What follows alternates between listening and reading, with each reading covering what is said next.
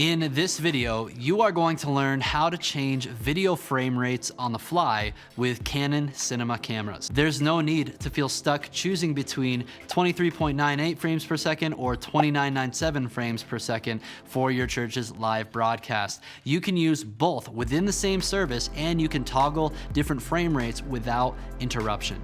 You'll be able to choose what type of motion blur you want for the music or teaching parts of the service, and it will reduce overall video latency in your system. John Clark is the production director at Red Rocks Church. All 5 of their campuses are outfitted with C200s for IMAG and broadcast. If you're familiar with video production at all, you'll know there's 3 standard frame rates: 59.94, 29.97, and 23.98. The problem is that in a live production environment, you normally have 59.94 or 29.97, and 23.98 sometimes is kind of hard to integrate inside of a bunch of production gear. It's possible, but sometimes it's hard.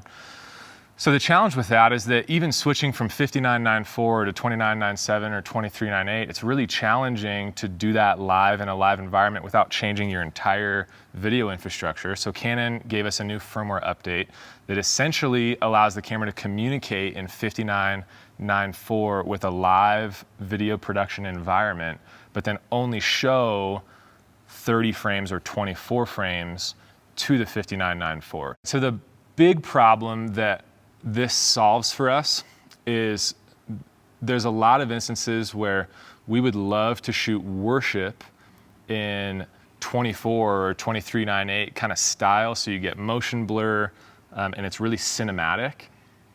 But sometimes that might be a little too much or a little jittery for teaching or for an MC capture, where you're kind of like panning with a pastor. And so what this does for us is inside of our services, rather than having to switch every piece of broadcast gear from 23.98 to 29.97 or 59.94, it allows us to just in camera hit one button and it instantaneously switches from a 24 style cinematic shoot for worship, and then in a second later have it be in 29.97 or 59.94, so that it's a little smoother as a pastor walks across the stage and we pan with him.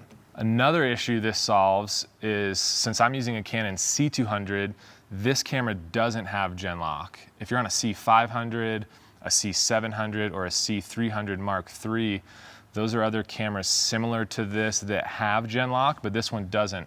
And so that means that we're using a frame sync, and in an environment like this, you'll find there's lots of different little converters or things that add latency into a chain.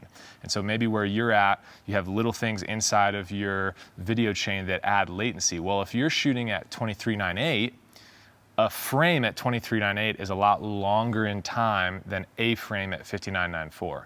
So being in 59.94 and using this function in Canon means that you'll get a faster video clock and less latency in this particular environment, while also getting the look of either 24 or 29.97.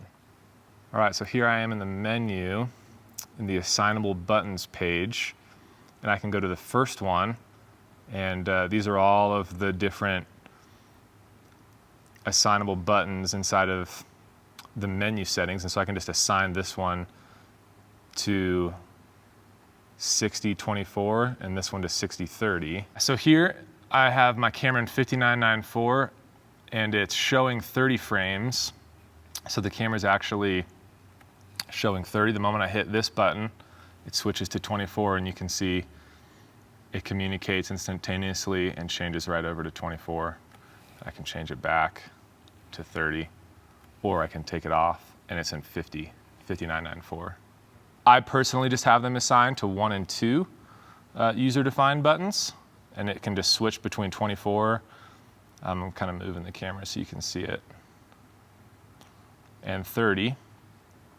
But the nice thing is that you can assign them to any button you'd like on the camera that's user-defined, and then you can also manipulate them inside of the controller that comes separately from the C200. The new frame rate switching feature is also available on other Canon camera models, including the XF705 camcorder and the C500 Mark II. For a complete list of compatible camera models, check out the description of this video.